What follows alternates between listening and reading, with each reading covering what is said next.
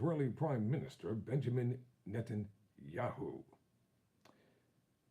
And he's also the GOP frontrunner, potentially becoming the next president of the United States. He has blamed the Israeli Prime Minister for the Hamas attacks and calls Hezbollah leaders very smart. I'm Tyrone Bowman. This is Tyrone Bowman Tonight. According to USA Today, Donald Trump lashed out against Israeli Prime Minister Benjamin Netanyahu, telling a crowd of Florida supporters that the country's intelligence failed and its enemies were very smart. I'll never forget that Bibi Netanyahu let us down, Trump told a group of supporters Wednesday in West Palm Beach, Florida. That was a very terrible thing. Trump discussed the operation that killed Iranian military leader Qasem Soleimani in early 2020. The former president said Israel now has to strengthen itself as it fights Hamas and other militant groups, including perhaps Iran.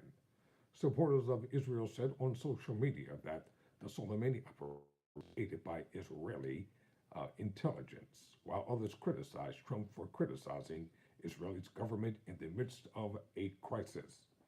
Florida Governor Ron DeSantis, who is running against Trump for the Republican nomination, zeroed in on Trump's description of Hezbollah leaders as very smart, noting that at least 1,200 Israelis and 22 Americans had been killed in recent days. DeSantis said on the X website that it is absurd that anyone, much less someone running for president, would choose now to attack our friend and ally Israel, much less praise Hezbollah terrorists as very smart. As president, I will stand with Israel and treat terrorists like the scum that they are. During what was otherwise a campaign speech, Trump claimed that an unnamed U.S. official described Israel as being vulnerable from the north, and that kind of information would be helpful to adversaries. You know, Hezbollah is very smart. They're all very smart, Trump said at one point. Trump also criticized Netanyahu in an interview on Fox News Radio, saying Israel was ill-prepared for the Hamas attack earlier this month. He has been hurt very badly because of what's happened there, Trump told Brian Hamid of Fox News Radio. He was not prepared. He was not prepared, and Israel was not prepared. Trump even linked the Israeli attack to his false claims of a rigged U.S. election in 2020 and said the attack on Israel would not have happened if he was president.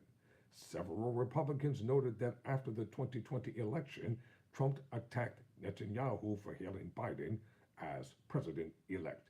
It's clear he's angry at Netanyahu for recognizing Trump lost in 2020, said a statement from Never Back Down, a pro-DeSantis political action committee. Trump puts himself first.